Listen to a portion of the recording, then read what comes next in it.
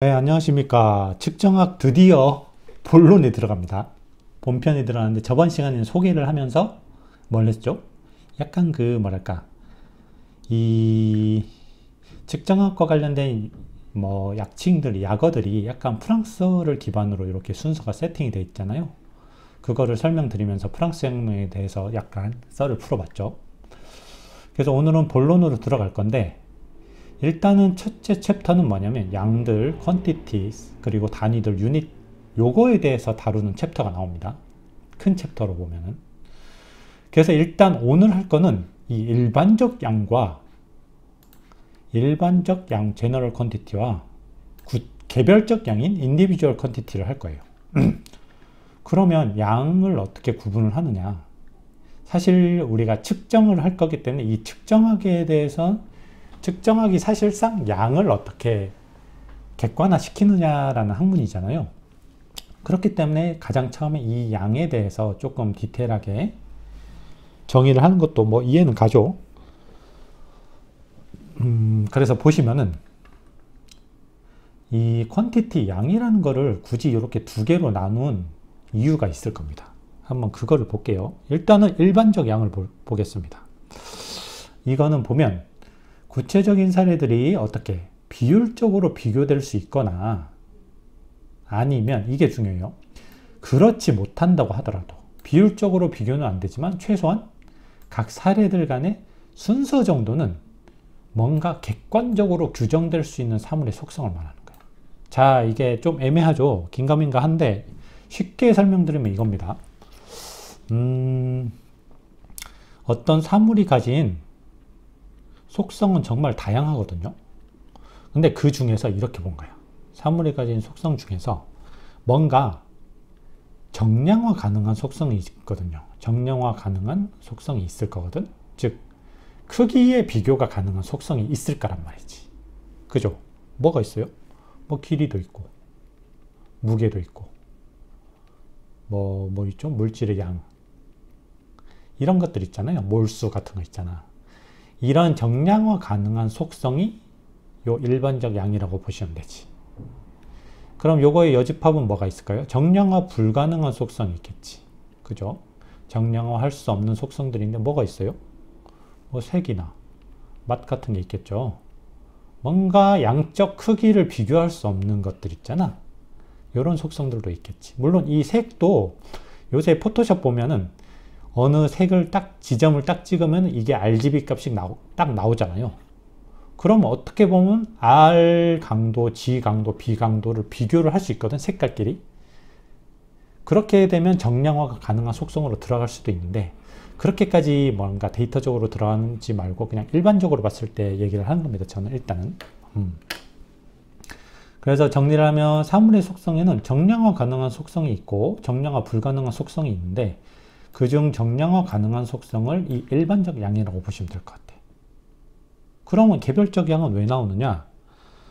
이거 보시면 이렇게 돼요. 일반적 양이 구체화된 모든 사례들을 통칭하는 개념. 자, 뭔가 좀 세하죠, 느낌이. 일반적 양은 구체적인 사례들을 기반으로 정의를 하고 있고, 개별적 양은 뭐예요? 이 일반적 양이란 개념을 기반으로 정의를 하죠. 약간 뭔가 뭐예요? 순환정의 같은 조금 쎄한 느낌이 들죠. 근데 약간 모든 학문의 기본적인 그런 개념들은 약간 어쩔 수 없는 것 같아. 이런 건 이해를 해줘야 될 것 같아. 순환정의를 이용해서라도 뭔가 우리에게 이해를 시키려는 그런 의도로 받아들여야겠죠. 이거는 어쩔 수 없습니다. 약간 근원적인 개념들은. 그래서 약간 이거를 요 구체화된 모든 사례들에 대해서 밑에 참고해서 제가 최대한 자세히 다뤄드릴게요. 그리고 요거 보시면은 조금 사회과학이나 이런 거 공부해 보신 분들은 조금 요 비율적 순서, 이거 뭔가 어디서 많이 들어온 개념인 것 같죠? 그거요, 그거. 이거 사회과학에서도 자주 등장하는 개념인데 이런 거 있잖아요. 명목척도, 서열척도, 등간척도, 비율척도, 비율량. 요게 딱 떠오르죠, 느낌이. 이 개념들이 사실상 뭐랄까 공부할 때는 이해한 것 같아.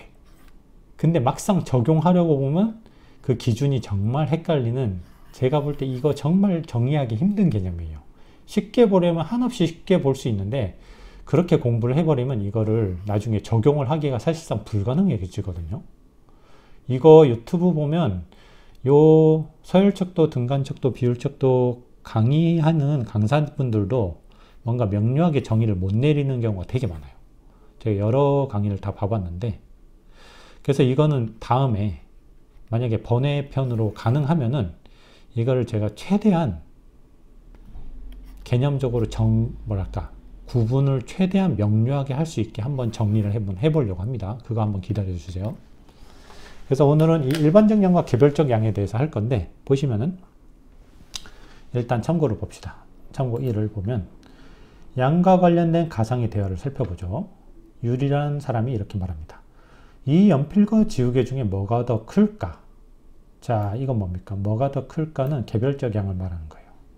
그래서 린이라는 사람이 이렇게 얘기를 하죠. 길이, 두께, 아니면 부피. 무슨 양인지를 먼저 말해줘야 할 거 아니야. 자, 이때 요 무슨 양인지를 말해주는 요것들은 뭡니까? 일반적 양이에요. 그래서 유리라는 사람이 다시 대답을 하죠. 아, 맞아. 그걸 먼저 말해야지. 길이 기준 말이야. 아니면 부피 기준 말이야. 이것도 일반적 양이겠죠. 그래서 요 말을 들은 린이라는 사람이 측정을 합니다. 어디 보자. 길이는 연필이 3cm 정도가 더 크네. 어디 보자. 부피는 지우개가 8세제곱cm만큼 더 크네. 요거는 개별적 양이에요. 느낌 오시죠? 그래서 이거 보면은 이 대화로부터 간접적으로 유추해 볼 수 있듯이 뭡니까? 이 양이라는 단일 단어, quantity라는 단일 단어가 문맥에 따라서 이렇게 두 가지 형태로 쓰일 수 있다 이거지. 객관적으로 어떤 대소, 크기 비교가 가능한 추상적 성질, 아까 말했잖아요. 요거, 정량화 가능한 속성. 이거는 그냥 일반적 양이야. 근데 이 성질 자체가 뭔가 구체화된 사례, 즉 측정을 통해서 쉽게 말하면 수치화돼 버린 거 있잖아요. 그거는 개별적 양이라고 보는 거예요. 그래서 보시면은 일반적 양에는 뭐 길이도 있고, 저번에 번외편에서 다룬 로크웰 경도값도 있겠죠. 뭐 그 중에 로크웰 C 경도라는 척도가 있을 수 있지. 그러면 이것들, 이 일반적 양 각각이 구체화된 사례는 개별적 양인데 뭐 있어요? 연필의 길이인 8.6cm, 도끼의 경도인 47 HRC가 있겠지. 이것들은 개별적 양이다.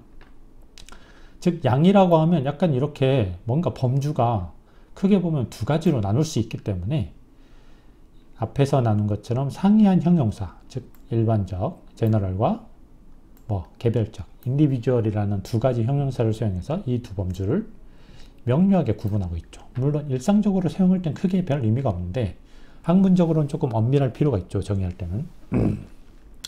그래서 이 두 가지 양을 이 두 가지로 나누고 있다. 근데 대부분 일반적 양의 종류는 문장 내에서 어떻게 됩니까? 직접적으로 표현되는 경우도 있어. 이거 봐. 연필의 길이는 몇 cm라고 길이를 대놓고 물어보고 있죠. 이게 일반적 양이지. 아니면 간접적 형태로 어떻게 됩니까? 뭐가 더 무거워? 이거는 뭐 질량이나 무게를 물어보는 거죠. 이렇게 표현되는 경우가 대부분이기 때문에 이 일반적 양이라는 용어가 직접적으로 활용되는 경우는 그렇게 많지 않다고 보시면 돼요. 아시겠죠? 그러면 이렇게 이 두 가지 뭐랄까 양을 이렇게 두 가지로 구분한 게 그렇게 오래된 개념, 오래된 기준이냐? 아닙니다. 이것도 되게 최근이에요.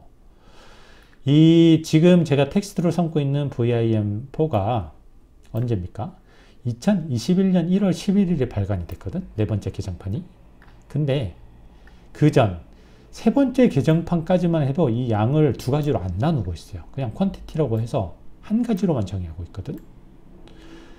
즉, 이 세 번째 개정판까지는 이 두 개념이 명료하게 구분되어 있지 않았었다는 점에 유의를 하세요. 생각보다 요 두 개로 나눈 게 얼마 안 된 겁니다. 뭐 측정학도 발전하고 있다는 거죠. 철학적, 개념적으로. 계속 볼게요. 다 당연한 얘기들인데 조금 구체적으로 표현을 하는 겁니다. 이런 일반적 양은 경우에 따라서 어떤 일반적 양은 길이, 예를 들어서 보다 세분화된 하위 단계의 양적 개념으로 또 구성될 수도 있거든요. 이런 거야. 이렇게 말하면 어려운데 길이 중에는 뭐 반지름도 있고 파장이란 것도 있잖아요. 좀 느낌 오시죠? 얘네 둘 다 똑같이 길이라는 거에 포함이 된단 말이야. 그죠? 그렇기 때문에 이렇게 뭔가 세분화된 것 같지만 얘네도 그냥 일반적 양의 범주에 포함시키는 거지. 아시겠죠? 그럼 뭐야? 당연히 얘네도 구체화된 뭔가 사례가 있을 거 아니야. 뭐 예를 들어서 100원짜리 동전에 반지름을 쟀더니 12mm다. 뭐 붉은 빛에 파장을 쟀더니 690 나노미터다. 이런 것들 있잖아. 이런 것들 또한 뭡니까? 이런 하위 단계의 일반적 양이 구체화된 양이기 때문에 얘네들 또한 뭐예요? 개별적 양의 범주에 당연히 포함시키는 거지. 당연한 거죠. 즉 수치로 구체화된 거는 무조건 개별적 양이야. 이것들이 구체화되기 전에 어떤 속성적인 개념은 뭐예요? 일반적 양의 범주에 포함되는 거지. 쉽죠?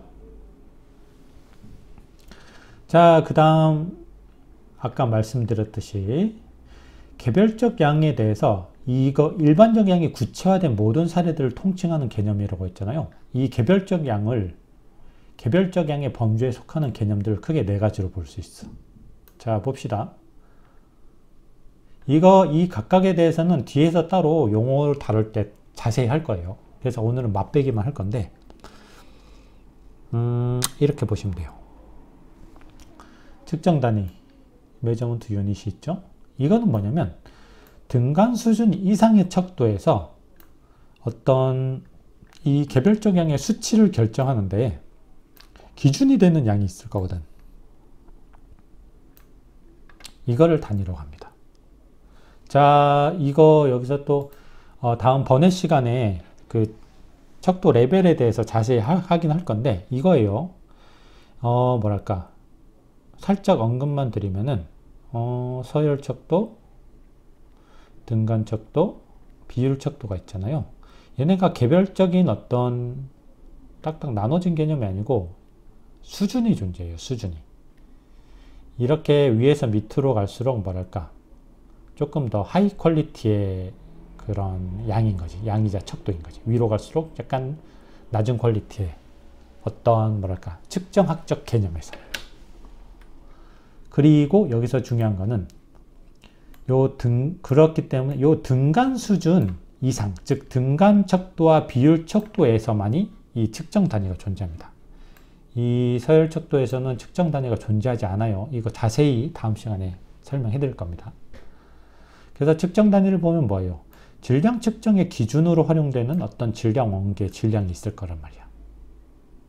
뭐 예를 들어서 1kg짜리 질량 원기가 있으면 어떤 거의 무게를 이거랑 비교했을 때 요거 3개가 들어가야 무게가 똑같아져. 양팔적으로 비교해 보니까. 그럼 얘는 뭡니까? 3kg이 되는 거지. 그렇게 규정을 할 수 있겠죠. 이 단위를 활용해서 어떤 물건의 질량이라는 일반적 양을 개별적 양화할 수 있는 거지. 이런 걸 측정 단위라고 합니다. 아시겠죠? 자, 그 다음에 양의 값. 잘 안 쓰는 표현들이죠. 다 전문적인 표현입니다. value over quantity. 이거는 뭐냐면, 자, 이거예요. 이렇게 단위가 있는 것도 뭐랄까, 구체화되지만, 단위가 없는 서열량인 경우, 이 로컬 시경도가 다음 시간에 할 건데 대표적인 서열량이에요. 이것도 역시 이렇게 수치화될 수는 있거든. 수치화돼서, 뭐랄까, 크기의 순서 정도는 비교를 할 수 있단 말이야. 즉 양의 값은 이거예요. 단지 단위와 수치로 구성되는 등간량과 비율만이 양만이 아니라 수치와 서열 척도로 뭐랄까 표현이 될 수 있는 서열량까지 포함을 하는 거지. 즉 이거 두 개를 다 포함하는 개별적 양을 양의 값이라고 하는 거야. 아시겠죠? 그래서 단위, 즉 비율량으로만 구성된 9.8 m/s 뭡니까? 세크 제곱. 요거 같은 경우는 요거죠. 수치 n 단위로 구성된 양의 값이고, 아까 말씀드렸던 대표적인 서열량, 요커열 경도값 47 같은 경우는 요거겠죠. 어쨌든 둘 다 양의 값으로 보는 거야. 즉 측정 단위는 뭐예요? 등간량과 비율량에만 존재를 하지만 양의 값은 전부 다 존재해요. 그렇기 때문에 얘도 양의 값이 존재하기 때문에 서열을 비교할 수 있는 거지. 뭐 예를 들어서 47HRC가 있는 도끼가 있고 57HRC인 도끼가 있어. 얘가 더 단단하다는 걸 알 수 있는 거야. 아시겠죠? 그래서 양의 값은 모든 척도에, 세 가지 척도에 다 존재한다. 대신 측정 단위는 등간 척도와 비율 척도에만 존재한다. 아시겠죠? 그 다음에 또 메저런드라고 해서 측정량이라는 개념, 생소한 개념이 또 나옵니다. 이거는 간단히 설명드리면 어떤 일반적 양이 있을 때 이거에 어떤 측정 절차와 직접적으로 연관된 변수가 들어가야 되는 개별적 양이 있어. 예를 들어서 혈당도 되게 여러 가지 혈당이 있거든. 뭐 공복시 혈당도 있고, 뭡니까? 밥 먹고 나서 혈당을 잴 수도 있고, 점심 먹고 잴 수도 있고, 저녁 먹고 잴 수도 있고, 자기 전에 잴 수도 있잖아. 그 중에 공복시라는 어떤 측정 절차, 측정 조건을 부여한 측정값이 있겠죠. 이거를 측정량이라고 하는 거예요. 이해 가시죠? 이게 측정량입니다. 메저런드. 그 다음에 측정값, measured value라고 해서 이거는 어떤 측정의 최종 결과값으로 간주할 수 있는 양의 값인 거야. 그러면 이거 양의 값이랑 측정값이랑 동일한 거 아니에요? 일반적으로는 동일하지. 왜? 우리가 예를 들어서 동전의 지름을 잴 때 자로 이렇게 돼서 12mm네? 이거 12mm야. 끝. 그러면 양의 값과 측정값이 동일한 거야. 그런데 과학적인 측정에서는 요거를 보통 한 번 측정으로 끝내지 않아요. 뭐 로크웰 경도 값의 경우도 대략 10번 정도 측정을 하죠. 그러면 10번을 측정하면 어떻게 되는 거야? 양의 값이 10개가 나오겠지. 그죠? 10개가 나오는데 이 10개 중에 이 10개의 양의 값들 중에 어떤 절차를 통해서 이 10번의 측정을 대표하는 어떤 대표값을 뽑아낼 수 있는 거지. 이렇게 대표값으로 뽑아낸 거를 측정값이라고 하는 거예요. 그래서 이 측정값은 한 번만 측정했을 때는 양의 값하고 동일하겠지. 근데 뭐 여러 번 측정해서 그 여러 개의 복수의 양의 값으로부터 어떤 단일 측정값을 산출해낼 때는 완전히 달라질 수도 있는 거지. 뭐 예를 들어서 평균값이라는 방법을 써버리면 어떻게 돼요? 이렇게 될 수도 있단 말이야. 예를 들어서 내가 3번 뭔가를 측정을 했어. 그래서 어떻게 할까요? 하나는 1, 하나는 4, 하나는 뭐라고 할까? 5라는 값이 주어졌다고 하자. 그럼 나는 이 측정의 대표값으로, 즉 측정값으로 요거의 평균값을 요거의 측정값으로 환산하기로 했어. 그건 뭡니까? 3분의 10이니까 3.3333 이렇게 가겠죠. 나는 이거를 측정값으로 잡을 거야. 그러면 보세요. 세 가지 양의 값이 등장을 했는데 어느 것도 이 측정값하고 같은 게 없죠. 그러니까 양의 값하고 측정값이 꼭 같지 않을 수도 있다는 거야. 이해가시죠? 물론 이 대표값을 어떤 식으로 산출하느냐에 따라서 뭐 여러 가지가 있겠죠. 뭐 중간값으로 보는 경우도 있겠고, 아니면 이렇게 평균으로 보는 경우도 있겠고, 그건 뭐 실험 절차나 이런 거에 따라서 달라지겠죠. 어쨌든 측정값과 양의 값은 분명히 다른 값이다.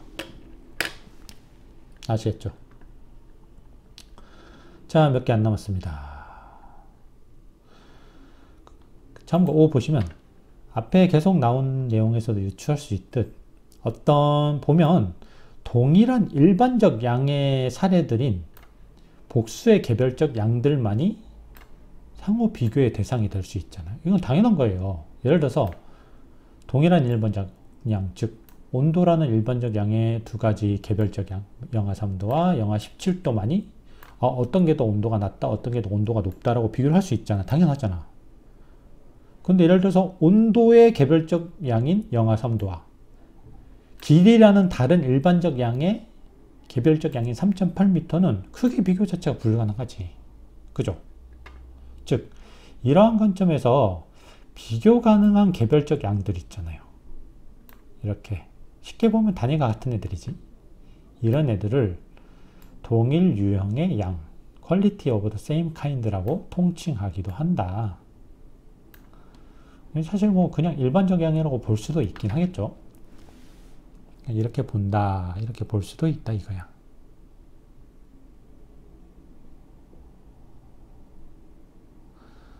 아시겠습니까? 그 다음 참고 6부. 요 6, 7, 8로 끝이에요. 일반적 양, 개별적 양은. 보시면은 이게 뭐 당연한 건데, 양이라는 개념은 앞에서는 뭐예요? 측정 결과를 해석하는 관점에서 뭔가 분류를 한 거잖아요. 그런데 학문 분야적 관점에서 해석을 할 수도 있거든. 이거는 뭐예요? 이게 앞에 얘기했다고 하는데 이거는 그거야. 비율량, 뭐 등간량, 서열량. 이거는 측정 결과 해석적 관점에서의 분류인 거고, 학문 분야적 관점에서도 분류를 할 수 있겠죠. 뭐 물리량, 피지컬 퀀티티나 화학량, 케미컬, 생물량, 바이올로지컬, 뭐 이런 식으로 구분할 수 있겠지. 뭐 물리량은 힘, 뉴턴이나 화학량은 몰, 생물량은 열량, 킬로칼로리인데, 사실 이게 뭐 이게 여기서도 쓰이고 이게 여기서도 쓰이고 다 쓰이겠죠. 이 구분은 솔직히 큰 의미는 없고, 이거는 중요합니다. 단위 조성적 관점 하에서 기본량, 베이스 퀀티티와 유도량, derived 퀀티티가 있는데, 요렇게 구분되는 건 이건 중요해요. 요거는 나중에 또 기본량과 유도량에 대해서 좀 자세히 할 겁니다. 자세히. 자세히 할 거예요.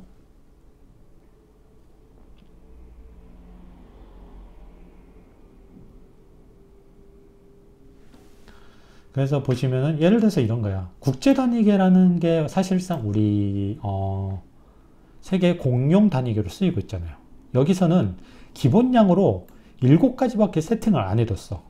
뭐 길이, 시간, 질량, 몰, 뭐 전하량 이런 거 있잖아요. 7가지 양밖에 세팅을 안 해뒀어. 그러면 7가지 단위밖에 없는데 다른 일반적 양들은 어떻게 표현해야 되느냐? 이거를 활용하는 거야. 사실 라디안이라는 단위 자체도 뭐예요? 결국은 길이랑 길이 비율이거든. 그죠? 이게 뭔지 아시죠? 헤르츠라는 것도 결국은 뭐야? 시간의 역수거든. 아시겠죠? 상이야 뭐랄까 별도의 단위를 도입하긴 하지만 결국은 이것들은 기본량의 조합으로 표현될 수 있는 거야. 이거를 유도량이라고 하는 거지. 이 기본량과 유도량은 상당히 중요한 개념이니까 뭐 언젠가 또 할 겁니다. 그래서 제가 볼 때 요건 큰 의미 없고, 뒤에 요 기본량 유도량은 상당히 중요하죠.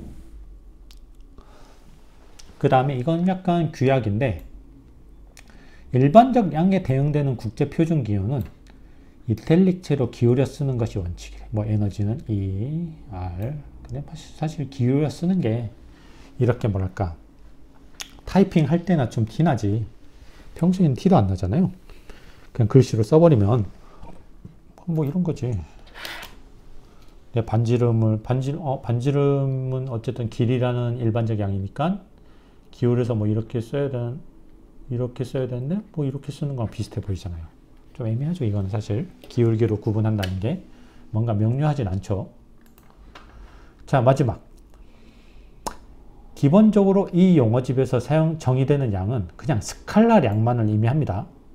뭐 방향성이나 이런 거 있는 벡터 텐서는 의미하지 않아요. 근데 경우에 따라서는 이 벡터 텐서와 같은 스칼라량을 구성 요소로 갖고 있으면서 뭐 방향까지 갖고 있는 이런 개념들 또한 별도의 다차원적 양으로 간주하기도 한대요. 멀티디멘셔널 퀀티티로 간주함으로써 광의 양에 포함시키기도 하는데, 그냥 지금 이 어떤 측정학 요 용어집에서 사용되는 모든 양은 그냥 스칼라량이라고 보시면 돼요. 아시겠죠? 그렇습니다. 그래서 이렇게 해서 일반적 양과 인디비주얼 퀀티티, 개별적 양에 대한 정리를 다 마쳤고, 다음 시간에는 아마 지금 요거 있죠. 정말 난해한, 정리하기가 정말 힘든 개념. 요거를 한번 해볼 건데, 이거를 지금 정리를 하고 있어서 언제가 걸릴지 모르겠어요. 아무튼 요거는 정리를 해둘 필요성이 있어 보여서, 요거 진도, 본론을 진도 나가기 전에 요거를 한번 명료하게, 최대한 명료하게 정리를 해드리겠습니다. 아시겠죠? 오늘 요 측정학 첫 시간은 요걸로 마치겠습니다. 감사합니다.